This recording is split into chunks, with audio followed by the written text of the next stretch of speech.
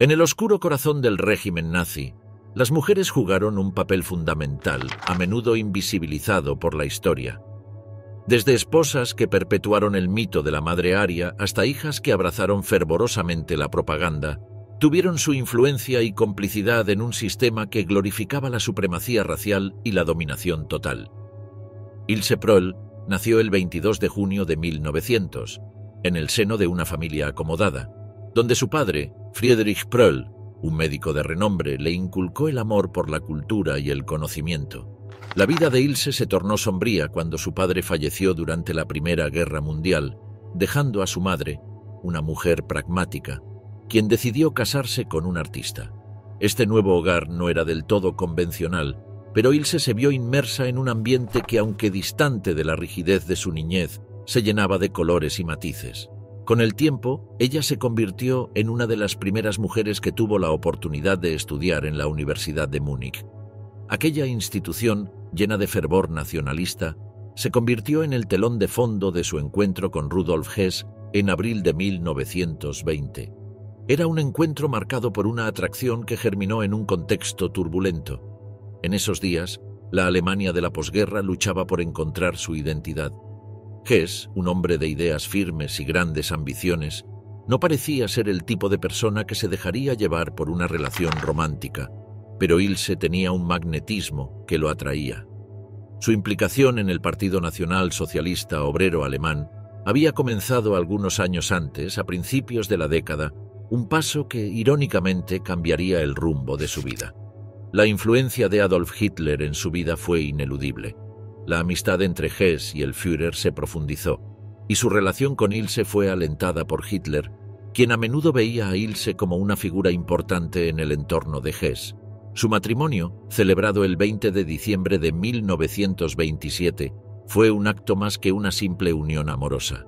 El mismísimo Hitler fungió como padrino en el nacimiento de su único hijo, Wolf Rüdiger, quien llegó al mundo el 18 de noviembre de 1937. Los años previos a la Segunda Guerra Mundial fueron una mezcla de esplendor y ominosa expectativa. Ilse se sintió plena en su papel de esposa de un alto cargo nazi, siempre vestida con elegancia y asiduamente presente en los eventos del partido. Sin embargo, la sombra de la guerra se alzaba sobre Europa y el ambiente se tornó tenso. Su lealtad hacia Rudolf era evidente, pero la historia se tornó oscura el 10 de mayo de 1941, cuando Rudolf Hess emprendió un vuelo hacia Escocia, con la esperanza de negociar la paz con los británicos. El regreso a casa de Ilse fue abrupto. En la mañana del 14 de mayo, las transmisiones de radio alemanas anunciaron su captura, y el mundo que había conocido se desmoronó. La rabia de Hitler contra Hess fue feroz. El Führer, conocido por su temperamento volátil, culpó a todos los que rodeaban a su amigo por no haber prevenido aquella aventura. Mientras tanto, Ilse se encontraba atrapada en un torbellino de emociones, confusión, traición y un profundo sentido de pérdida. Las autoridades nazis comenzaron a investigar su entorno y su vida privada fue sometida a un escrutinio feroz. Los meses siguientes se convirtieron en un desafío para Ilse. Aunque su hogar fue invadido y sus pertenencias confiscadas, le quedó un hilo de esperanza. El gobierno continuó pagándole un estipendio mensual, un salvavidas que le permitió sobrevivir en medio de la tormenta. Sin embargo, su lealtad al régimen se tornó en una especie de parodia. Algunos miembros del partido se reían de ella, la señalaban con desprecio, aludiendo a su esposo como un loco. Cuando la guerra llegó a su fin en 1945, la vida de Ilse se convirtió en un laberinto de desilusión y sufrimiento. En junio de 1947, fue arrestada junto a otras esposas de prominentes figuras nazis y llevada a un campo de internamiento en Göttingen. En marzo del año siguiente logró salir de ese lugar, pero el regreso a la vida cotidiana en Aargau no significó el fin de sus tormentos. Mientras el mundo se deshacía de las cenizas del nazismo, Ilse decidió escribir. En 1952, su primera obra, Inglaterra, Nuremberg, Spandau, Ein Schicksal in Briefen, salió a la luz, un intento de reconstruir su vida a través de las letras. Era un libro donde su voz resonaba con los ecos de la ideología que tanto defendía. Las páginas reflejaban su sufrimiento, pero también su obstinada lealtad hacia Rudolf, quien permanecía en prisión, cumpliendo una condena de cadena perpetua por crímenes de guerra. En 1960, cuando se le permitió visitar a Rudolf en Spandau, el tiempo parecía detenerse. Aquella visita, cargada de emoción, fue un recordatorio del amor que perduraba, incluso tras los muros y los barrotes. Los años siguieron deslizándose como un río, llevando consigo las esperanzas y temores de Ilse. En 1967 lanzó Antwort aus Zell-7, un testimonio que reforzaba su lealtad al régimen y a su esposo, una especie de baluarte en un mundo que parecía haberla olvidado. Más libros vinieron después, cada uno una ventana a su alma llena de los fantasmas del pasado, pero también de un futuro que nunca llegaría a ser. La muerte de Rudolf, en 1987, fue un golpe devastador para ella. A pesar de que la causa oficial hablaba de suicidio, Ilse mantuvo su teoría de que su amado había sido asesinado. Esa convicción se transformó en su nueva razón de vivir. A medida que el tiempo se desvanecía, Ilse continuó en su vida solitaria, rodeada de sus escritos y recuerdos de un mundo que había cambiado radicalmente. El 7 de septiembre de 1995, Ilse Hess partió de este mundo a la edad de 95 años. Su vida, cargada de ironía y tragedia, se convirtió en una fábula oscura de devoción y pérdida en un contexto de locura colectiva. Entre el silencio y la traición, el destino oculto de Margarete Himmler. El 9 de septiembre de 1893 nacía una figura que, aunque permaneció en la sombra durante la era del Tercer Reich, estuvo indisolublemente ligada a uno de los hombres más poderosos y de la Alemania nazi. Ella era Margarete Boden y su esposo, Heinrich Himmler. En el ocaso de los años 20, en un contexto marcado por la inestabilidad política y social, Margarete conoció a Heinrich, un joven que comenzaba a escalar en las filas del Partido Nacionalsocialista. Su relación se inició en 1926, cuando él le enviaba cartas cargadas de literatura antisemita, así como de un estilo romántico que despertó en ella tanto admiración como una conexión íntima. Para ella, la ideología que él defendía era un reflejo de sus propias creencias, incluso antes de que el mundo las viera en acción. Finalmente, se casaron el 3 de julio de 1928 en una ceremonia civil en Berlín-Schöneberg, seguida por un enlace religioso en Seppernik, Brandenburg. Nadie de la familia de Himmler asistió, pero el padre y el hermano de Margarete fueron testigos del evento. En ese momento, Heinrich ya había comenzado a involucrarse de lleno en la política y su ambición lo llevó a alejarse de su joven esposa, dejando a Margarete con un sentimiento de soledad que sería constante en su vida. Durante su matrimonio, ella, una enfermera de profesión, tuvo que sacrificar su carrera, vendiendo su participación en una clínica privada para poder sostener a la familia, lo que permitió que Heinrich se enfocara en su ascendente carrera política. Margaret se convirtió en madre 2 veces. Su hija Gudrun nació en 1929 y luego adoptaron a un hijo, Gerhard von Age, cuyo padre era un oficial de las SS fallecido en combate. Sin embargo, a medida que el tiempo avanzaba, la ausencia de Heinrich se hacía cada vez más palpable. Los encuentros familiares se volvieron esporádicos y en medio de un mundo que presenciaba el auge del nazismo, ella tuvo que enfrentar un matrimonio deteriorado, marcado por los engaños de su esposo, quien comenzó a tener una relación con su secretaria, Hedwig Potthast, en 1939. Aunque el dolor y la traición se anidaban en su corazón, Margarete decidió permanecer con él, leal a pesar de las infidelidades. A medida que la guerra estallaba y la ideología nacionalsocialista se consolidaba, Margarete continuaba llevando la vida de una esposa de un alto funcionario del régimen. Se vio atrapada en un mundo donde su lealtad a su esposo y a la causa nazi eran la norma, y su vida pública giraba en torno a eventos oficiales, donde su presencia era más decorativa que significativa. Sus contribuciones se limitaban a asistir a recepciones y ceremonias, mientras que la verdadera vida política y los crímenes de guerra se desarrollaban a sus espaldas, como sombras en una casa que se desmoronaba lentamente. Con el avance de las tropas aliadas hacia el corazón de Alemania, el año 1945 marcó un punto de inflexión. En los primeros meses de ese año, Margarete y Gudrun abandonaron su hogar en Gmund, Alemania, buscando refugio en el Tirol del Sur, Italia. La incertidumbre reinaba y las noticias de la captura de su marido, quien había intentado negociar con los británicos, se esparcieron como fuego en un campo seco.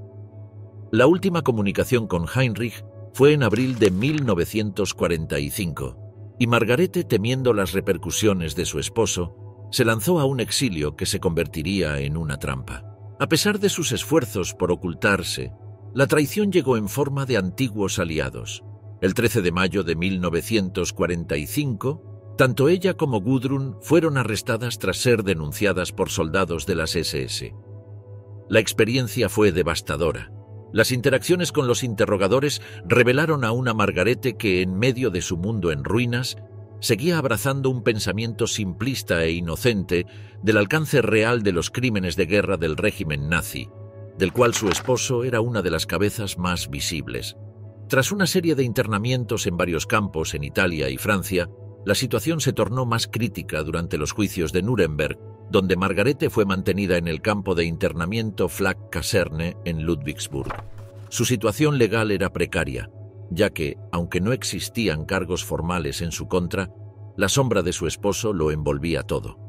Finalmente, en noviembre de 1946, la falta de pruebas la llevó a ella y a Gudrun a ser liberadas. En su camino de regreso a la vida civil, se refugiaron en la institución Bethel en Bielefeld, un lugar que ofrecía cuidados a personas con discapacidad y aquellos que necesitaban asistencia. En este entorno, Margarete intentó reconstruir su vida, una tarea monumental dado el peso de su pasado.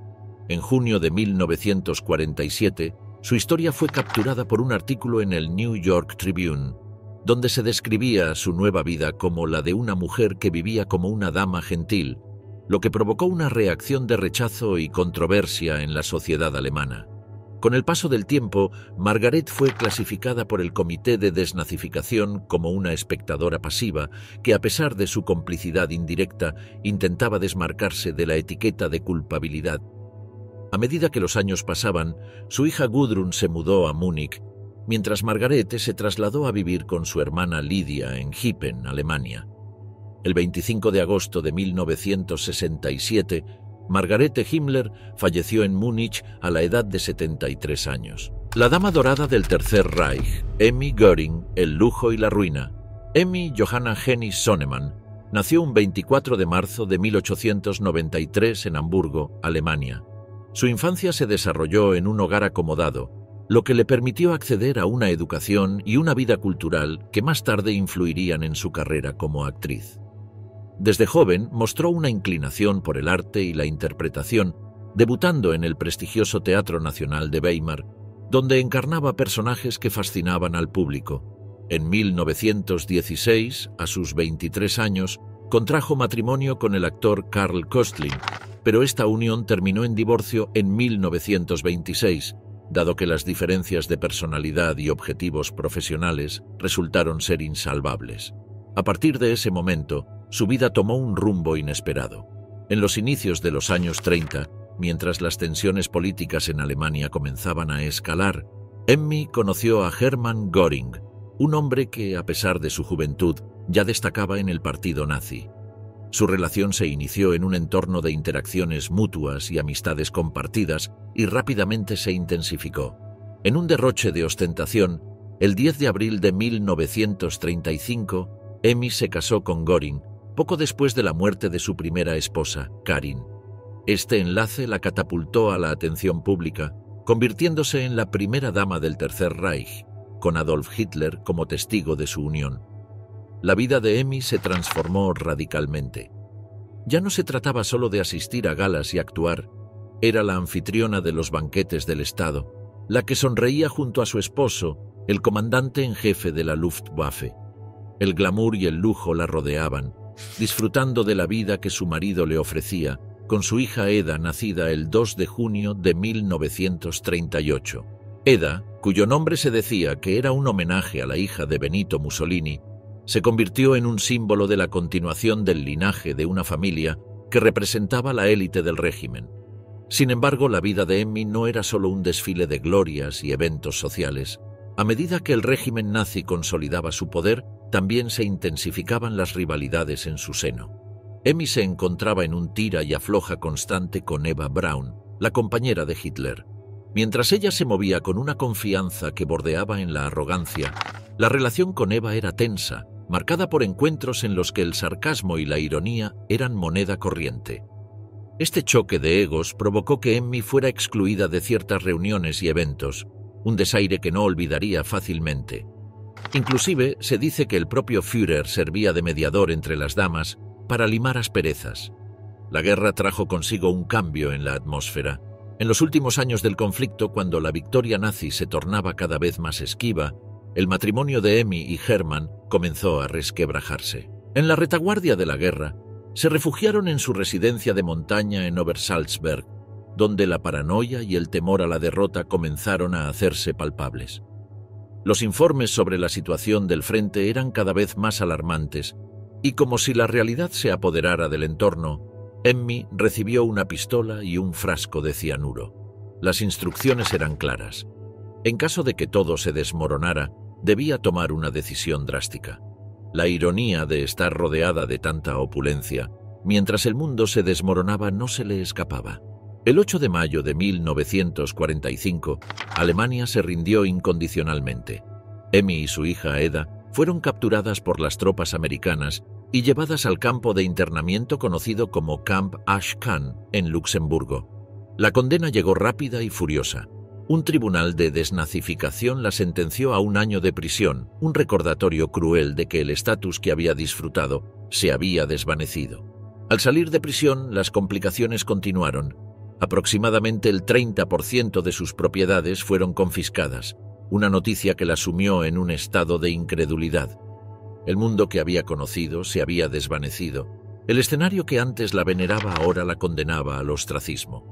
Fue prohibida de actuar en el escenario por un periodo de 5 años, cerrando así la puerta a la vida artística que había abrazado en su juventud. A pesar de la pérdida, Emmy intentó reconstruir su vida en Múnich.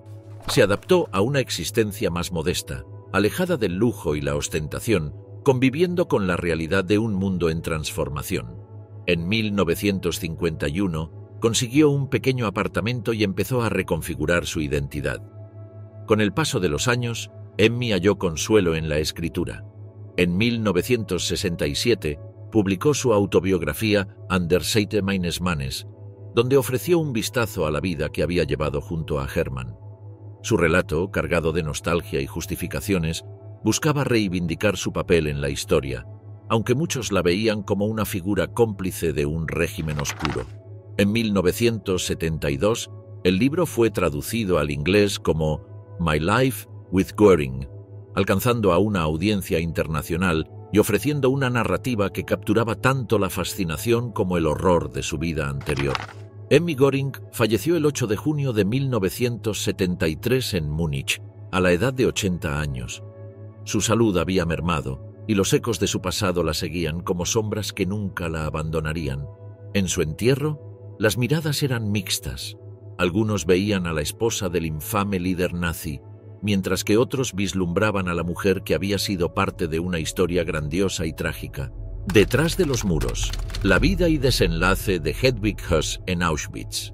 El 3 de marzo de 1908 nacía una mujer llamada Hedwig Hensel. Desde muy joven, su vida fue marcada por una serie de decisiones y encuentros que la llevarían a convertirse en una figura casi fantasmal, envuelta en las sombras de un capítulo histórico muy oscuro. Se casó con Rudolf Höss el 17 de agosto de 1929, apenas unos meses después de que él fuera liberado de prisión. Höss había sido encarcelado por su participación en un asesinato político, algo que no parecía inquietar demasiado a Hedwig, quien al parecer estaba más preocupada por la estabilidad familiar que por las implicaciones de los actos violentos que rodeaban a su esposo. Su vida matrimonial comenzó en una granja en Pomerania, un lugar que les brindó el aislamiento y la tranquilidad que ambos parecían desear. No obstante, la paz rural no duraría mucho tiempo. Pronto, los vientos de la política y la guerra los arrastrarían a un lugar repleto de sombras y casi ninguna luz. Tuvieron 5 hijos: Klaus, Hans-Jürgen, Heide Traut, Inge Brigitte y Annegret. Fue un hogar lleno de risas infantiles y, sin embargo, esas mismas risas resonaban junto a los gritos de sufrimiento provenientes de Auschwitz, el campo de concentración que Rudolf dirigió con mano de hierro. Hedwig y sus hijos vivían en una villa adyacente al campo, un lugar paradójicamente descrito por ella como un paraíso. Desde los ventanales de su villa, las chimeneas de los crematorios apenas eran visibles. Un muro de hormigón, erigido de manera estratégica, bloqueaba cualquier posible vista incómoda. Era una especie de muralla protectora no solo para sus hijos, sino para ella, quien prefería mantener su vida familiar completamente separada de las atrocidades que se vivían al otro lado del muro. Mientras Rudolf Höss coordinaba la maquinaria del genocidio, Hedwig se dedicaba a organizar cenas y recibir a altos funcionarios nazis en su hogar, como Hans Frank y Adolf Eichmann. El contraste no podría haber sido más marcado.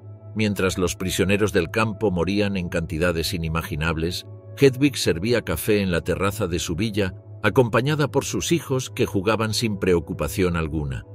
A lo largo de los años, la cuestión de cuánto sabía realmente Hedwig sobre los horrores que ocurrían en Auschwitz ha sido debatida.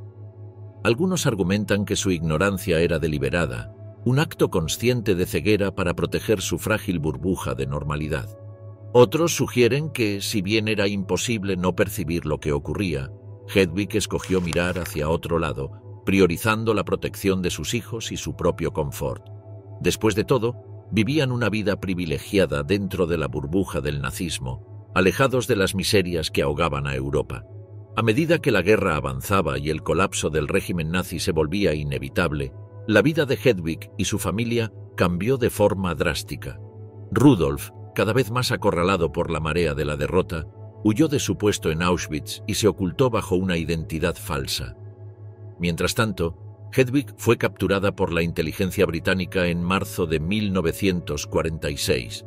Trabajaba en una fábrica de azúcar en Sankt Michaelisdonn, intentando ocultar su conexión con el ahora infame comandante de Auschwitz. Durante el interrogatorio, Hedwig intentó primero engañar a sus captores, afirmando que su esposo había muerto. Sin embargo, tras varios días de presión, finalmente reveló la ubicación de Rudolf, lo que condujo a su captura. El desenlace para Rudolf fue rápido y brutal. Fue ahorcado en abril de 1947, justo en Auschwitz, el campo que había supervisado y donde se habían cometido algunas de las peores atrocidades del Holocausto.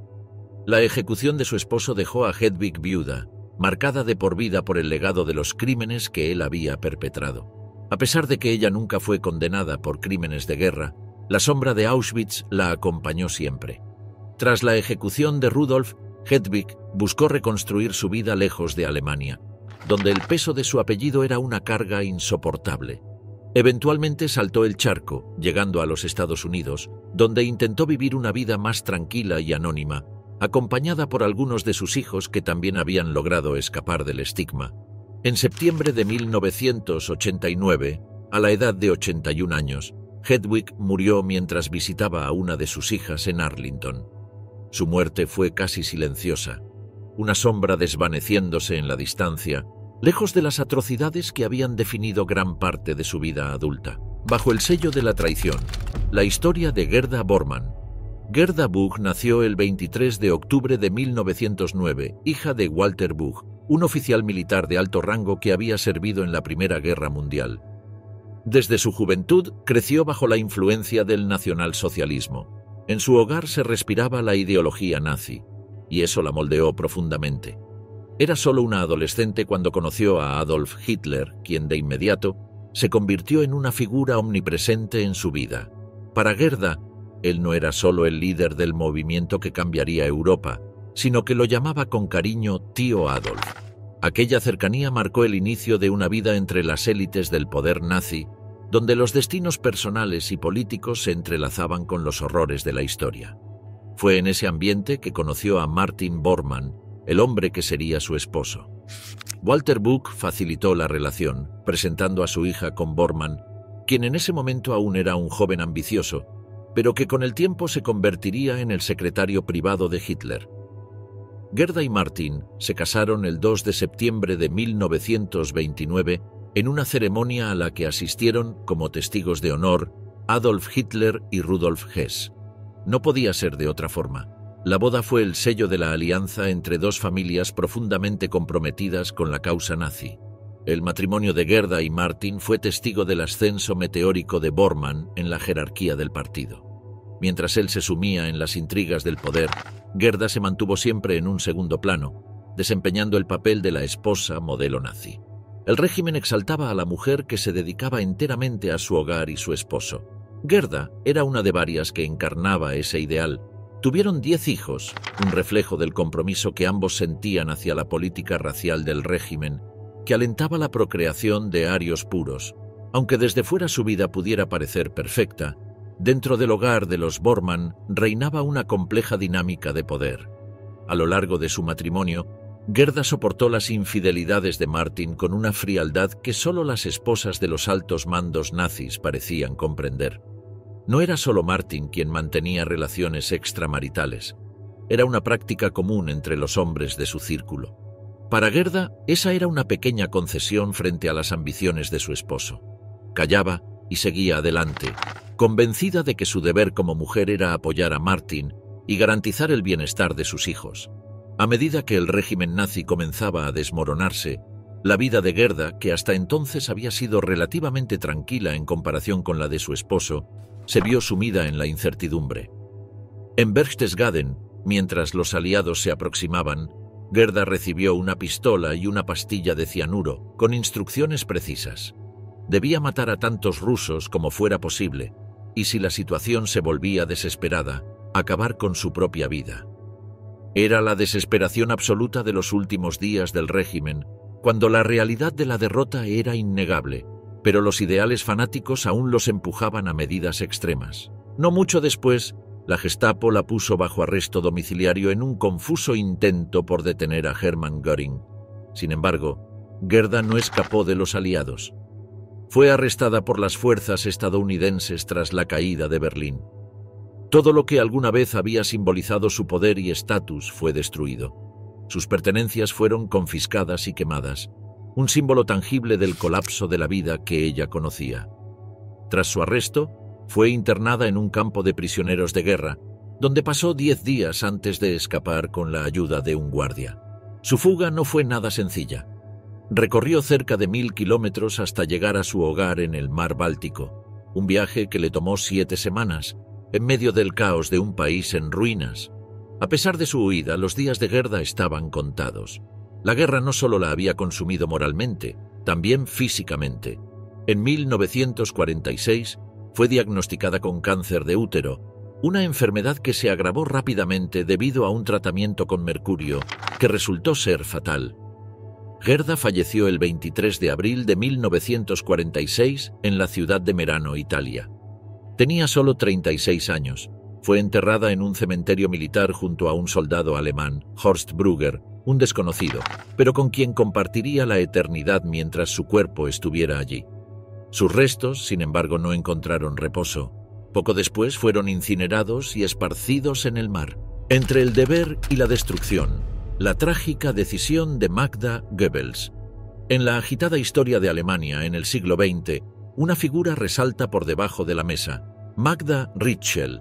Nacida el 11 de noviembre de 1901 en Berlín, era la hija de Oskar Ritschl, un contratista de obras, y de August Behrendt. Desde muy joven, Magda se vio atrapada en el torbellino de una vida marcada por la inestabilidad, pues sus padres se separaron cuando ella solo contaba con 4 años. Esta ruptura la llevó a vivir con su padre en Bruselas, para después regresar a Berlín, donde asistió a la escuela, rodeada de un ambiente que contrastaba fuertemente con los idearios que más tarde abrazaría con fervor. La vida de Magda daría un giro inesperado en 1930, cuando se cruzó con Joseph Goebbels, un orador carismático y ferviente miembro del partido nazi. Fue en una reunión política donde quedó cautivada por la fuerza de sus palabras. Una atracción casi instantánea floreció entre ellos, y en septiembre de 1930, Magda se unió oficialmente al partido. En febrero de 1931, su relación se solidificó durante un viaje a Weimar, donde sus almas, atrapadas en el fervor nacionalista, encontraron un lenguaje común. El 19 de diciembre de 1931, La unión de sus destinos se selló con un matrimonio que tuvo como testigo a un prominente invitado, Adolf Hitler. Magda se convirtió en la esposa del ministro de propaganda del Tercer Reich, ocupando una posición de gran relevancia dentro del régimen. A partir de entonces, se le presentó como la primera dama no oficial de Alemania, asumiendo un papel en la representación social del Estado nazi. La propaganda la exaltó como la madre ideal, una imagen cuidadosamente diseñada que reflejaba los valores del régimen sobre el papel de la mujer en la sociedad. Los años 30 transcurrieron entre celebraciones y el crecimiento de su familia. Magda y Josef tuvieron 6 hijos: Helga, Helmut, Hilde, Holde, Heda y Heide, todos ellos nacidos entre 1932 y 1940. Sin embargo, la fachada de felicidad familiar ocultaba las grietas de una relación tumultuosa. Joseph Goebbels, con sus ambiciones políticas, se dejó llevar por varias aventuras extramatrimoniales, lo que creó un distanciamiento entre él y Magda. A pesar de ello, ella permaneció leal, incluso en los momentos más oscuros de la guerra, donde la sombra de la derrota se cernía sobre el país. A medida que el conflicto se intensificaba, Magda comenzó a experimentar un profundo desasosiego sobre el rumbo que tomaban las cosas. Su vida pública brillaba con un esplendor cuidadosamente cultivado, pero su alma se sentía cada vez más desgarrada. En 1944, sus dudas sobre Hitler se hicieron más evidentes, manifestándose en sus comentarios sobre el liderazgo del Führer. La llegada de 1945 marcó un punto de no retorno. Con las fuerzas soviéticas a las puertas de Berlín, Magda y su familia se mudaron al Führerbunker, un refugio subterráneo donde se sellaría su destino. Muchos cercanos a ellos sugirieron que escaparan y buscaran seguridad para sus hijos, pero Magda se aferró a una decisión trágica. Afirmaba: «Es mejor que mis hijos mueran que vivir en la humillación y el desprecio». Así, en una cruel ironía, su lealtad a Hitler y el horror de su situación se entrelazaron de una manera inimaginable. El 1 de mayo de 1945, Magda y Joseph prepararon la escena para una desgarradora despedida. En una atmósfera de desesperación, llevaron a sus 6 hijos a una habitación. Magda, asistida por el médico personal de Hitler, administró dosis letales de cianuro a los pequeños, quienes previamente habían sido sedados con morfina. Las risas y juegos infantiles que una vez resonaron en su hogar se extinguieron para siempre en un instante, y el eco de su risa se volvió un silencio aterrador. Después del deceso de los jóvenes, Magda y Joseph decidieron poner fin a sus vidas. En el jardín de la Cancillería, en medio del estruendo de la batalla de Berlín que rugía arriba, se quitaron la vida. Sus cuerpos fueron encontrados por las tropas soviéticas al día siguiente, abandonados en un mundo que ya no les pertenecía. El destino de su familia quedó marcado por el estigma del horror, mientras que su hijo mayor, Harald Quandt, quien había sobrevivido a la brutalidad de ese día, se convertiría en un exitoso industrialista en la Alemania de posguerra. Sin embargo, su vida nunca podría separarse del todo del legado sombrío de su madre y su familia. Viuda del horror, la lucha de Lina Heydrich por redimir a un criminal de guerra. Lina von Osten nació el 14 de junio de 1911. Se encontraba en la cúspide de la inquietante historia de Alemania. Provenía de una familia aristocrática menor. Su padre, un maestro de escuela en un pequeño pueblo, le inculcó valores que, sin saberlo, pronto serían desafiados por un mundo que se precipitaba hacia la oscuridad. Desde muy joven, Lina mostró interés por la política, lo que la llevó a unirse al partido nazi en 1929, un paso que, en esos tiempos turbulentos, se percibía como una oportunidad para ella. Fue en diciembre de 1930 cuando conoció a Reinhard Heydrich, un joven teniente naval que encarnaba el espíritu ambicioso de una nueva Alemania. Su encuentro tuvo lugar en una gala del club de remo escolar en Kiel, donde la juventud se mezclaba con los anhelos de grandeza. Su relación se desarrolló rápidamente. En solo 12 días ya estaban comprometidos, y el 26 de diciembre de 1931 contrajeron matrimonio en una pequeña iglesia en Grossenbrode.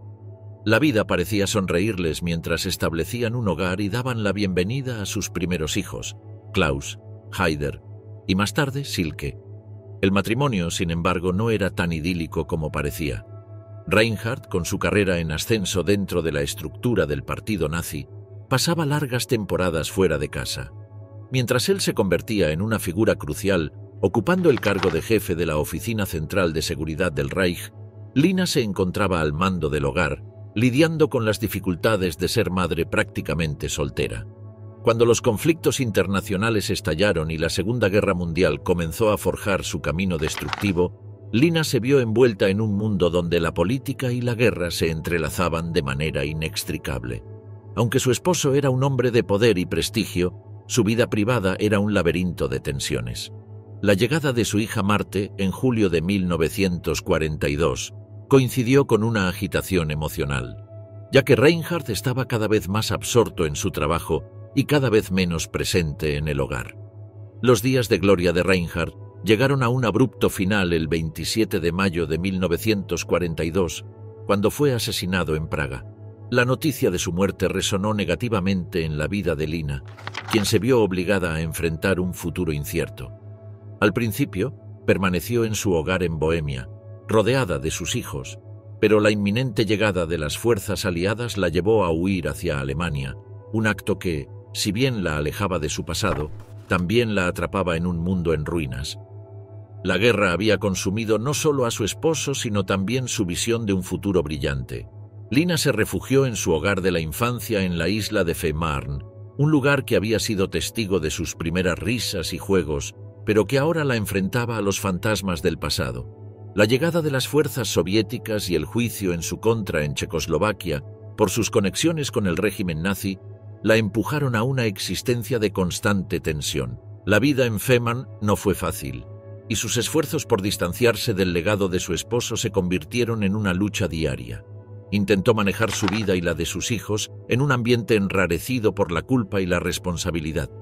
Durante los años que siguieron al final de la guerra, Lina se enfrentó a un proceso de desnazificación. En un giro del destino, fue exonerada de los cargos en su contra, lo que le permitió empezar a reconstruir su vida. Sin embargo, el eco del pasado nunca se desvaneció por completo. La lucha por obtener una pensión del gobierno alemán se convirtió en un combate épico. La negativa inicial a reconocer su situación como viuda de un soldado caído en acción estuvo marcada por el escándalo y el desprecio por su vínculo con Reinhard. Finalmente, en 1959, logró lo que parecía inalcanzable, una pensión que, aunque lejana a la grandeza de su vida anterior, le otorgó un pequeño respiro económico en sus días grises. La vida de Lina tomó un giro inesperado cuando conoció a Mauno Manninen, un pintor y director de teatro finlandés, durante unas vacaciones en su tierra natal. A pesar de que su matrimonio podría considerarse un intento de escapar del pasado, fue una unión que trajo consigo una mezcla de esperanza y desilusión. Juntos, administraron una posada llamada Imbria Parva, donde Lina recibía a antiguos camaradas de su difunto esposo, como si estuvieran reviviendo un pasado que nunca volvería. El fuego que consumió la posada en febrero de 1969 marcó un hito en la vida de Lina. Desde entonces, Lina se retiró del ojo público, eligiendo vivir en la penumbra. Aún así, la lucha por limpiar el nombre de Reinhard continuó en su mente, un proyecto personal que la llevó a escribir su polémico libro Leben mit einem Kriegsverbrecher en 1976. En él, Lina intentó redibujar el retrato de su marido, un esfuerzo que encontró su eco en los corazones de pocos y la ira de muchos. A pesar de su vida en el ostracismo, Lina se vio arrastrada a la discusión pública, intercambiando cartas con historiadores y corrigiendo lo que consideraba errores en la representación de su marido. La ironía de sus acciones no escapaba a quienes la rodeaban, pero para ella era una lucha por la verdad. La vida continuó fluyendo, con sus hijos enfrentando el legado de un padre que había sido verdugo y líder. Lina Heydrich falleció el 14 de agosto de 1985, en la misma isla que una vez había sido su refugio y su prisión, entre el poder y la culpa, la oscura vida de la reina de Polonia. El 29 de diciembre de 1895 nacía en Neitorf, Alemania, una mujer llamada Maria Brigitte Herbst. Durante su infancia, creció en un hogar modesto, donde las dificultades económicas marcaban el día a día. Pronto dejó la escuela para trabajar como taquígrafa y secretaria en diversas instituciones, incluida la Universidad de Múnich. Era una joven con pocas ambiciones, que disfrutaba de los pequeños placeres de la vida, mientras navegaba por un mundo que se tornaba cada vez más complejo. Fue en mayo de 1924, durante su trabajo en el Parlamento bávaro, donde conoció a un joven llamado Hans Frank, un estudiante de Derecho que empezaba a abrirse camino en el partido nazi. Él, un hombre con ambiciones políticas, se presentó ante ella con un aire de ambición y seguridad que a Brigitte le resultó intrigante. El matrimonio llegó rápidamente, el 2 de abril de 1925. La unión fue, en muchos sentidos, un juego de opuestos. Brigitte, a menudo descrita como una fría prusiana, poseía una disposición práctica y centrada, mientras que Hans era más sentimental y dado a los vaivenes emocionales. Sus diferencias se tornaron evidentes pronto. Ella, aunque nunca se afilió al partido nazi ni mostró interés en la ideología, sabía cómo moverse en el entorno de poder que su esposo empezaba a habitar.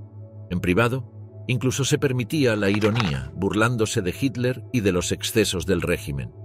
Pero su habilidad para reírse del caos que la rodeaba no era más que una máscara que ocultaba el tumulto interno que enfrentaba su matrimonio.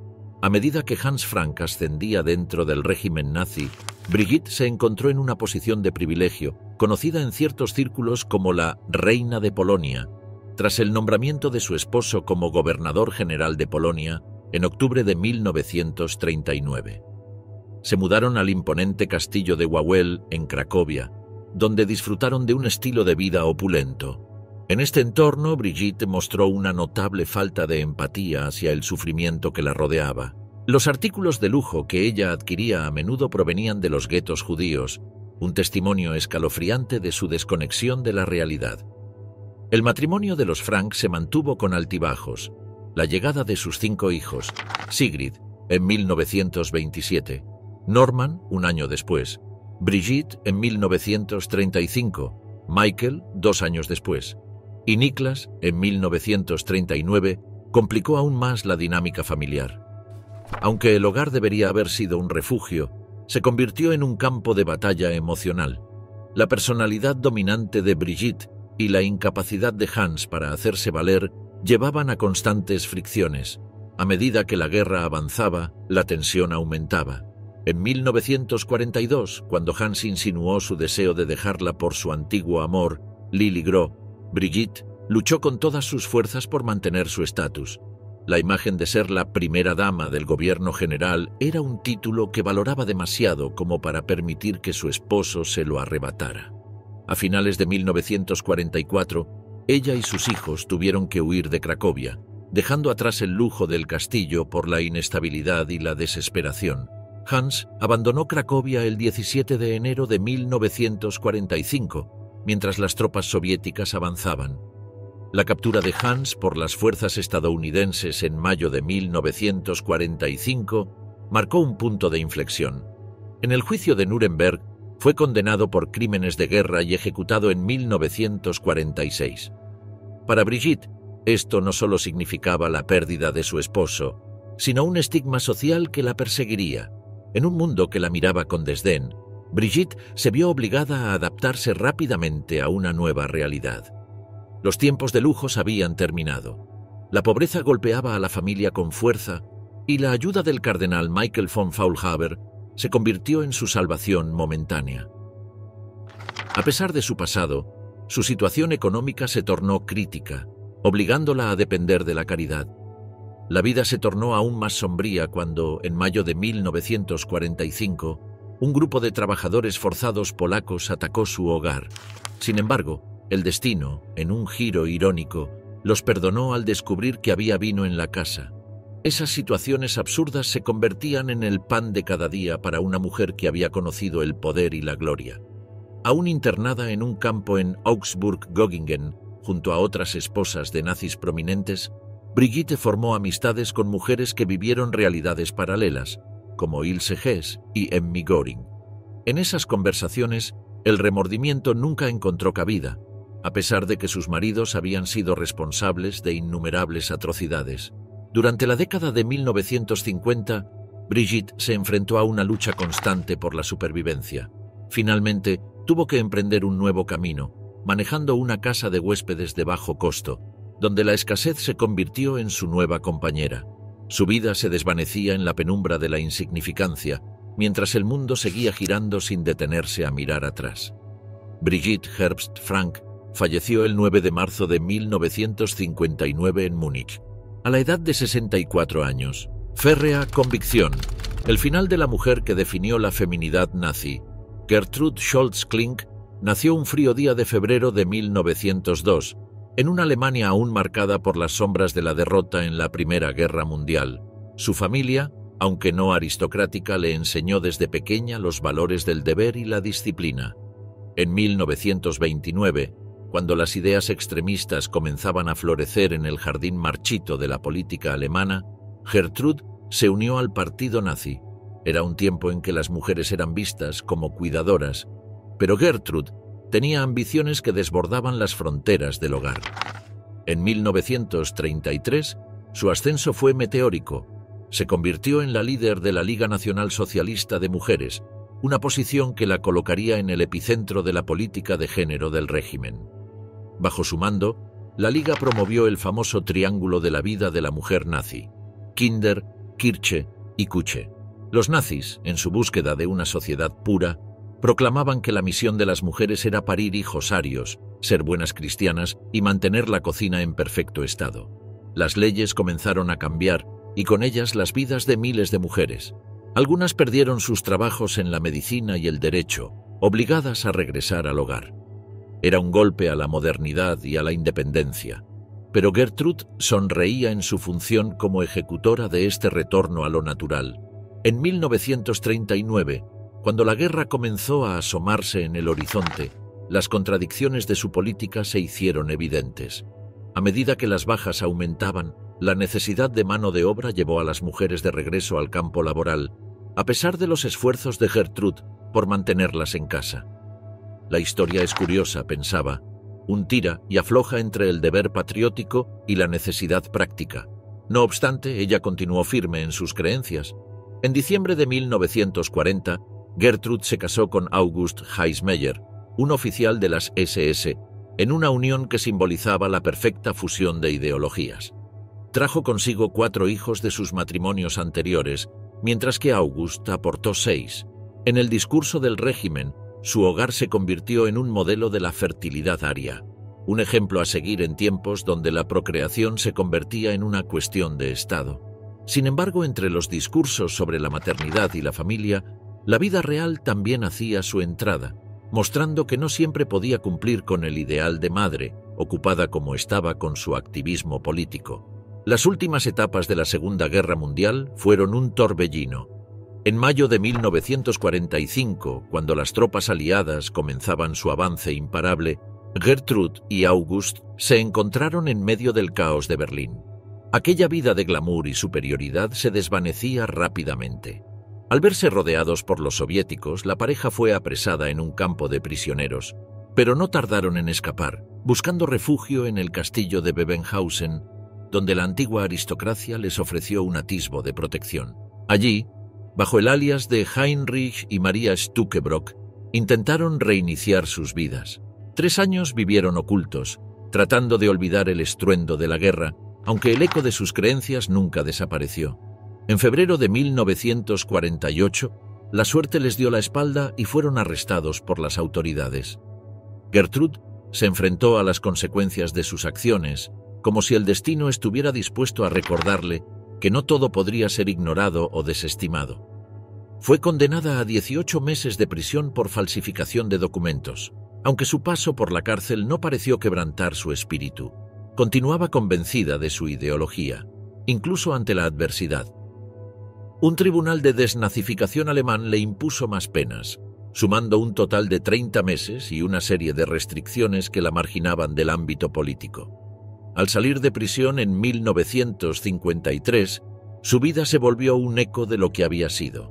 Se retiró a Bebenhausen, viviendo en un rincón alejado de la sociedad. No obstante, el fuego de su ideología continuó ardiendo.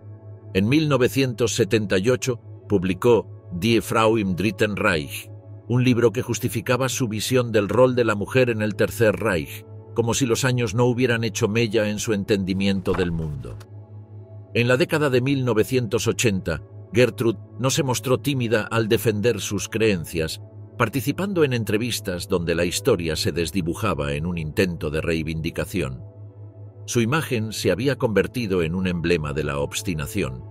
Incluso ante los cambios de un mundo que había aprendido a rechazar sus premisas, ella se aferraba a lo que había defendido durante toda su vida. Finalmente, el 24 de marzo de 1999, Gertrude Scholz-Klink dejó este mundo. Su muerte marcó el cierre de una vida que había navegado entre la convicción y la controversia, entre el ideal y la realidad. La mujer tras el dictador, el misterio y la lealtad de Eva Braun. Eva Braun nació el 6 de febrero de 1912 en Múnich, Alemania, en una familia de clase baja que no destacaba por nada en particular. Fue la hija del medio, creciendo en un entorno que, si bien era modesto, le ofreció las bases de una educación conventual que influyó en su carácter y sus aspiraciones. Su infancia transcurrió entre juegos y lecciones, pero la vida la llevó, a los 17 años, a convertirse en asistente y modelo para Heinrich Hoffmann, el fotógrafo personal de Adolf Hitler. Era allí donde, en 1929, conoció a Hitler, quien en ese entonces contaba con 40 años y ya comenzaba a establecerse como una figura prominente en la política alemana.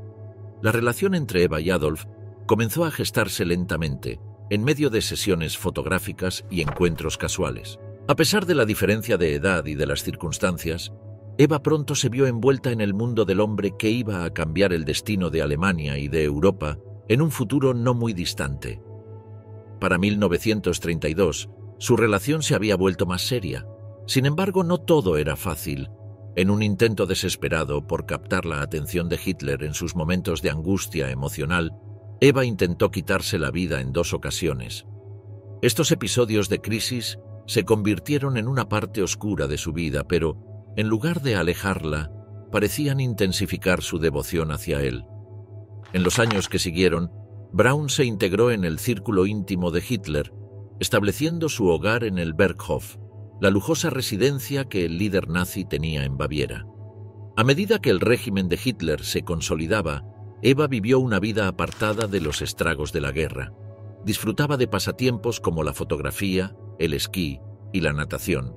En su vida cotidiana, ella había tratado de llevar una existencia normal en medio de lo anormal. El búnker, su refugio, era también su prisión. A pesar de ser vista como una figura trivial, investigaciones recientes han revelado que Eva poseía una astucia política más profunda de lo que se le atribuía. Era consciente de las dinámicas de poder que gobernaban el régimen nazi y sabía cómo manejar su influencia en su esfera doméstica, aunque rara vez era vista en público junto a Hitler. Por un lado, se presenta a una mujer que, aunque influyente en su entorno inmediato, fue incapaz de cambiar el destino que se había trazado para ella. Por otro, su compromiso con Hitler y el nazismo la convirtieron en un símbolo de la complejidad de las relaciones humanas en tiempos de conflicto. Durante la Segunda Guerra Mundial, mientras la situación se tornaba cada vez más crítica para Alemania, Eva decidió acompañar a Hitler en Berlín. Su vida no estuvo marcada por la maternidad ni por la política activa. No hubo hijos, un vacío en la narrativa de una mujer que se entregó completamente a un hombre que, a su vez, dominó temporalmente a casi todo el continente. En abril de 1945, mientras las fuerzas soviéticas cercaban la ciudad, ella no dudó en quedarse junto a él en el búnker de la Cancillería del Reich. En esos días sombríos, cuando la derrota se volvía inminente, su lealtad fue puesta a prueba, pero Braun mantuvo su compromiso con el líder. Aún en medio del caos, el 29 de abril, en una ceremonia civil casi improvisada, Eva y Adolf se casaron, un acto que, en su mente, sellaba su vínculo en los momentos más oscuros de la historia. El día siguiente se convirtió en el final de su relato. El 30 de abril de 1945, en la desesperación de una situación irremediable, ambos decidieron poner fin a sus vidas. Eva eligió el cianuro, mientras que Hitler optó por una bala. Sus cuerpos fueron llevados al jardín de la Cancillería del Reich y allí, en medio del despojo de su imperio, Fueron consumidos por las llamas, un último acto de su unión, ahora entre cenizas. Los días posteriores a su muerte fueron testigos del colapso de un régimen y la caída de una ideología que había prometido grandeza. En el imaginario colectivo, Eva Braun se ha convertido en un personaje casi fantasmagórico. A menudo, su vida es vista a través de la lente de la tragedia y la devoción, un eco de las elecciones que hicieron aquellos que habitaron los oscuros recovecos de la historia. Bajo la sombra de papá, la historia de Gudrun Himmler. Gudrun Margarete Elfriede Emma Anna Himmler, simplemente conocida como Gudrun Himmler, nació el 8 de agosto de 1929 en Múnich. Fue hija única de Heinrich Himmler y de su señora esposa, Margarete Himmler. Desde pequeña su vida estuvo marcada por los privilegios derivados de la posición de su padre, el Reichsführer SS y ministro del Interior de la Alemania nazi. La infancia de Gudrun transcurrió en un entorno acomodado, rodeada de lujos que su familia obtenía gracias a la posición privilegiada de su padre en el régimen nazi. Era una niña alegre, a la que solían llamar Pupi en la intimidad de su hogar. Su relación con Heinrich Himmler era muy cercana, y ella lo adoraba sin reservas. A menudo lo acompañaba en visitas oficiales, algunas de las cuales incluyeron recorridos por campos de concentración, lugares donde el dolor humano era una constante. Pero Gudrun, en su inocencia, solo recordaba las flores, los jardines y la belleza de los lugares que visitaba junto a su padre. En su diario, escribió sobre cómo apreciaba las obras de arte creadas por los prisioneros, sin llegar a comprender el verdadero trasfondo de aquello que le mostraban. En mayo de 1945, cuando la guerra estaba llegando a su fin, Gudrun y su madre, Margarete, se refugiaron en el norte de Italia, donde trataron de escapar del caos que azotaba a Alemania. Sin embargo, poco después fueron arrestadas por las tropas estadounidenses y mantenidas bajo custodia. Durante años, Gudrun tuvo que soportar la detención y las interrogaciones, testificando en los juicios de Nuremberg, donde la maquinaria del Holocausto fue expuesta ante el mundo.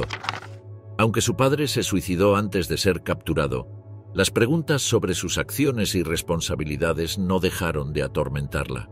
Gudrun nunca renunció a su padre, ni mucho menos a la ideología que él representaba. Hasta el final de sus días, se mantuvo leal a la memoria de Heinrich Himmler, convencida de que había sido un hombre de principios. Aquellos que buscaban redimir su nombre la encontraron inquebrantable en sus convicciones, incapaz de ver más allá del hombre que consideraba un héroe. Una vez liberada de la custodia en 1946, Gudrun se dedicó a rehacer su vida. Se casó con Wolf Dieter Burwitz, un oficial del Partido Nacional Democrático de la extrema derecha alemana. Juntos tuvieron 2 hijos, pero la vida familiar no fue su única preocupación. Gudrun se involucró activamente en el apoyo a los antiguos miembros de las SS que enfrentaban juicios por crímenes de guerra. Formó parte de la organización Ayuda Silenciosa, cuyo propósito era brindar asistencia legal y financiera a aquellos que habían sido condenados o que aún eran perseguidos por su participación en los horrores del Tercer Reich. A través de este grupo, Gudrun ayudó a individuos como Klaus Barbie, conocido como el carnicero de Lyon, responsable de la tortura y muerte de decenas de personas durante la ocupación nazi en Francia. También asistió a Anton Malot, un criminal de guerra condenado por su brutalidad en el campo de concentración de Theresienstadt.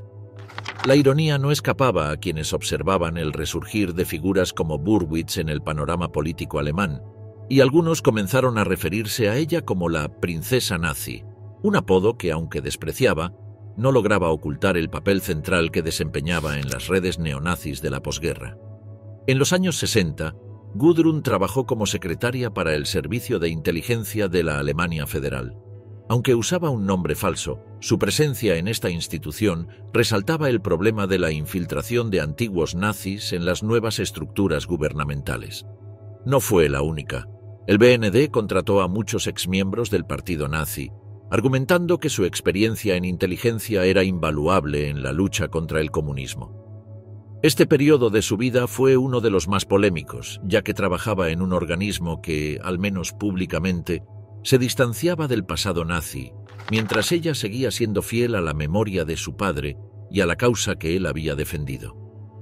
A lo largo de las décadas de 1970 y 80, Gudrun continuó su activismo en los círculos de extrema derecha. Participó en eventos neonazis y fue una figura clave en la recaudación de fondos para exoficiales nazis que seguían enfrentando dificultades legales.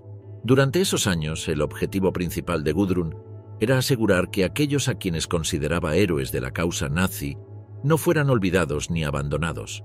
Proporcionaba apoyo financiero a criminales de guerra que huían de la justicia, defendiendo su legado con una terquedad inquebrantable. Durante los años 90 y principios del siglo XXI, Gudrun siguió siendo un pilar para los movimientos neonazis en Alemania. A menudo asistía a reuniones secretas donde discutía estrategias para preservar la memoria de la Alemania nazi y continuaba ayudando a los pocos miembros sobrevivientes de las SS. Finalmente, el 24 de mayo de 2018, Gudrun Burwitz falleció cerca de Múnich a la edad de 88 años.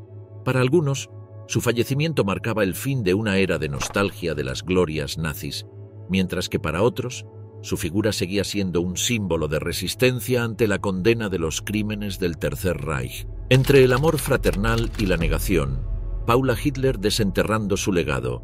Paula Hitler nació el 21 de enero de 1896 en Havel, una pequeña localidad en la Alta Austria. Era la hermana menor de Adolf Hitler y la última hija sobreviviente de Alois y Clara Hitler.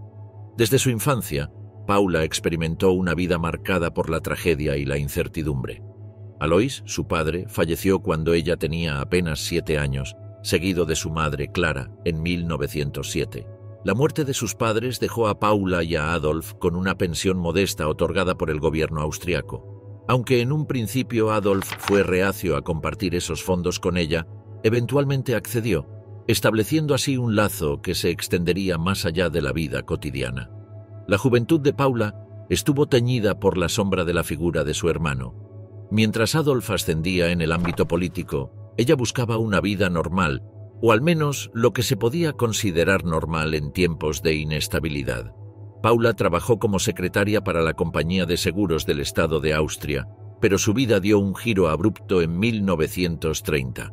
Su identidad se hizo pública y el peso del apellido Hitler se volvió demasiado difícil de soportar en la Alemania en ascenso. Como resultado, perdió su trabajo y adoptó el apellido Wolf, un seudónimo que Adolf había utilizado en ocasiones por razones de seguridad. Este cambio, sin embargo, no le otorgó el anonimato que deseaba. El eco del nombre Hitler siempre la perseguiría. Mientras su hermano se convertía en una de las figuras más influyentes y temidas del régimen nazi, Paula vivió en un mundo paralelo, lejos de los focos y la gloria de los discursos públicos. Se decía que la inteligencia de Paula no alcanzaba las alturas de su hermano, un comentario que el propio Adolf no dudaba en hacer.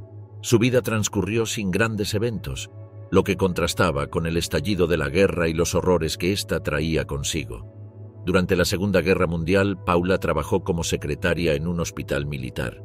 A pesar de la distancia que la separaba de su hermano, se reunían 1 o 2 veces al año, un encuentro que parecía más una obligación que un verdadero lazo familiar.